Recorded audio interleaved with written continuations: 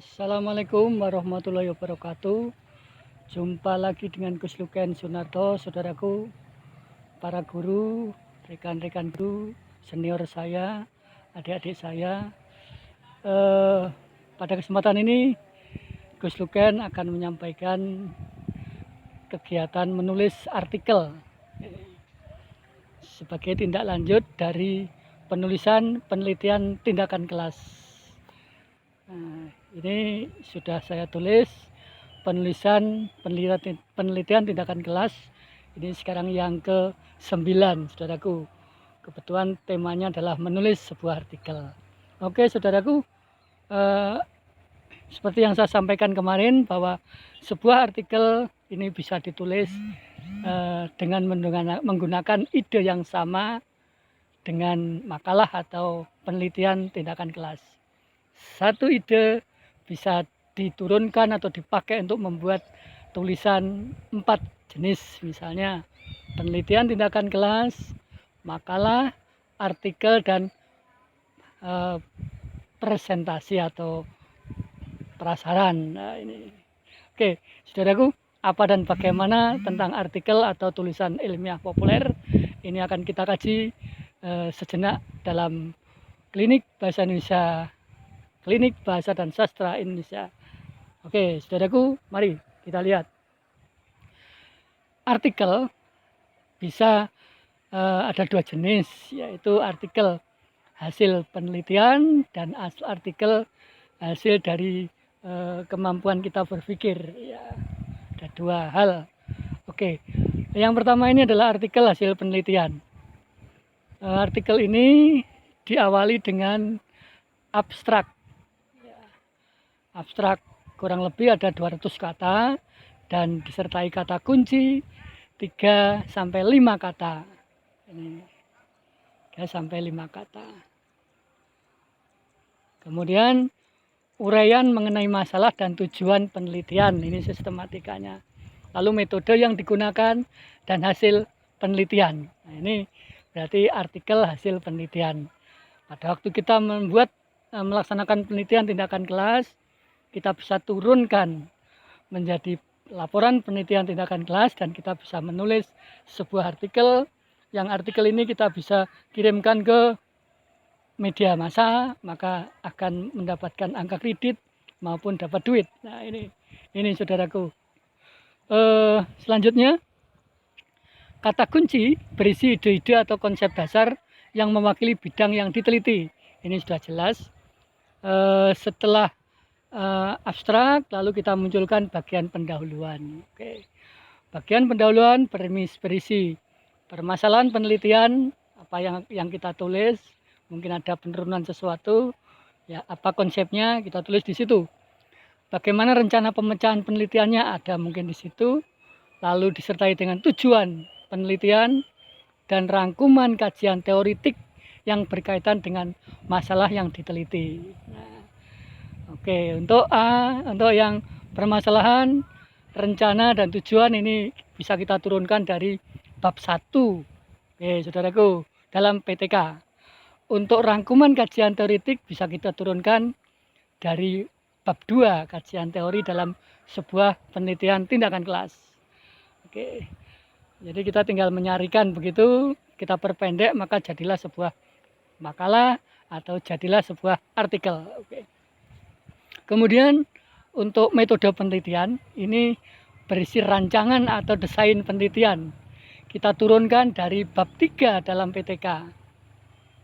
Sasaran dan target penelitiannya, populasinya, sampelnya, bagaimana teknik pengumpulan datanya, bagaimana teknik analisis datanya, kita turunkan dari bab 3 dalam sebuah PTK, saudaraku. Nah, maka kita pasti bisa membuat artikel.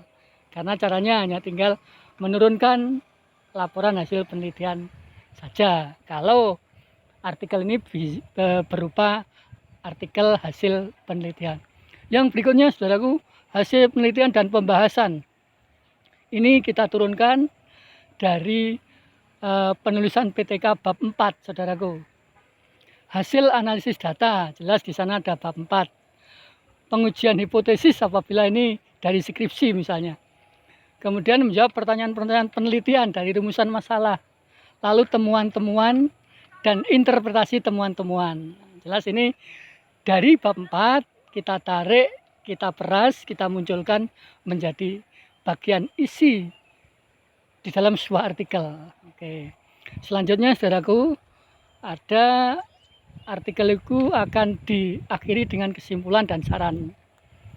Bisa kita ambil berdasarkan bab 5 penelitian tindakan kelas. Simpulan, penelitian, dan saran-saran yang mengacu pada hasil-hasil penelitian. Ini saudaraku. Oke. Selanjutnya saudaraku, namanya karangan ilmiah populer harus disertai dengan bukti daftar pustaka. Jadi rujukan apa saja yang kita angkat, yang kita pilih sebagai sumber penulisan makalah ataupun artikel atau penelitian tindakan kelas, kita masukkan dalam sebuah daftar pustaka. Oke.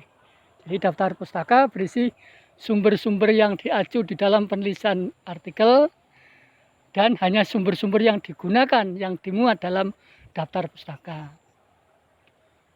Biasanya ada daftar pustaka yang sebetulnya tidak diambil intinya atau kajiannya, tetapi dituliskan sehingga terlihat banyak buku-buku yang dimunculkan dalam daftar pustaka. Ini sebetulnya mubadir, ini kurang pas.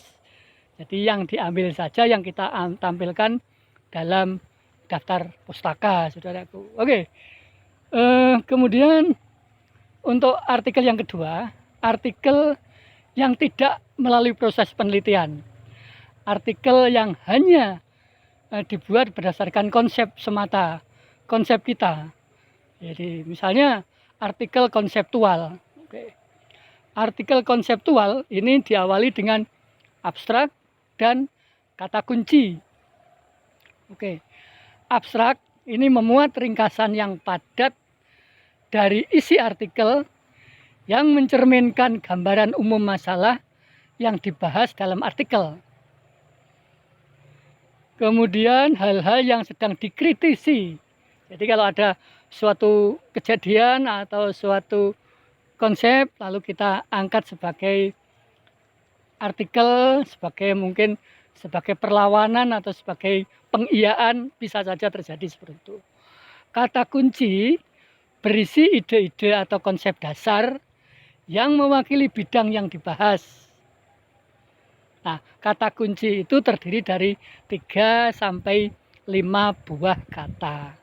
Jadi di sana disuguhkan abstrak, paling tidak isinya sudah saya sebutkan tadi, ringkasannya, kemudian diakhiri di bawah ada kata kunci. Oke. Setelah abstrak, saudaraku, kita munculkan pendahuluan, pembahasan, dan simpulan, dan diakhiri dengan daftar pustaka, seperti halnya menulis artikel hasil penelitian. Bedanya, kalau artikel hasil penelitian ini kita menurunkan bab 4 hasil penelitian sebagai bagian dari artikel tersebut, bagian yang terakhir. Sedangkan kalau artikel konseptual kita tidak memunculkan hasil penelitian karena hanya berupa konsep saja, begitu. Oke. Pendahuluan ini adalah hal-hal yang menarik perhatian pembaca dan memberikan konteks bagi permasalahan yang dibahas. Kemudian permasalahannya yang dibahas itu lalu disertai dengan tujuan pembahasannya.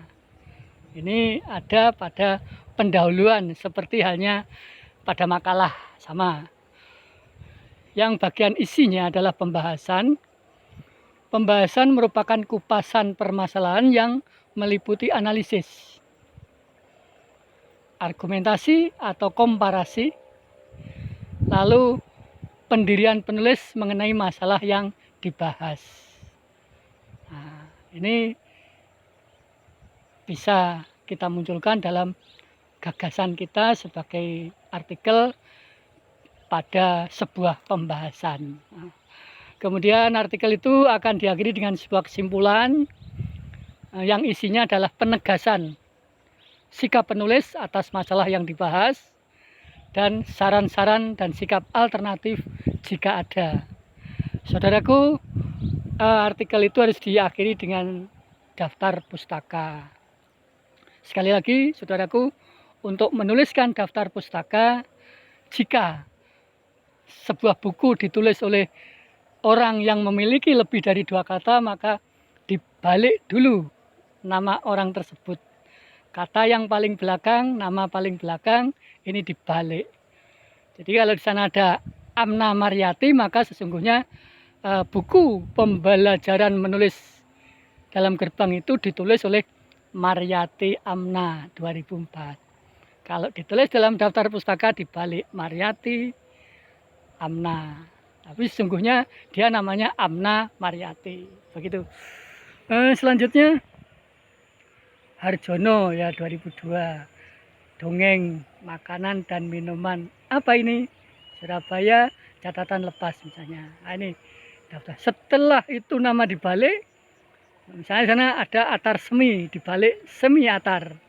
Nah, setelah nama-namanya dibalik dari buku-buku tersebut, maka baru kita urutkan sesuai dengan alfabetis atau urutan abjad, sehingga A akan menjadi daftar paling atas.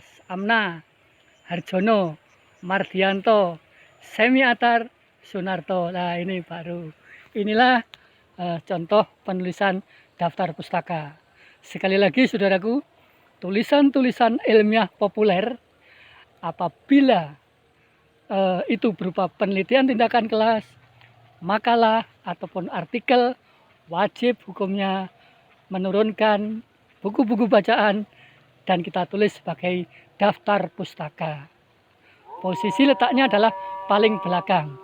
Demikian saudaraku, bagaimana menulis artikel. Oke, terima kasih atas perhatian saudara-saudara. Selamat mencoba untuk membuat makalah dan artikel. Terima kasih. Wassalamualaikum warahmatullahi wabarakatuh. Salam jumpa.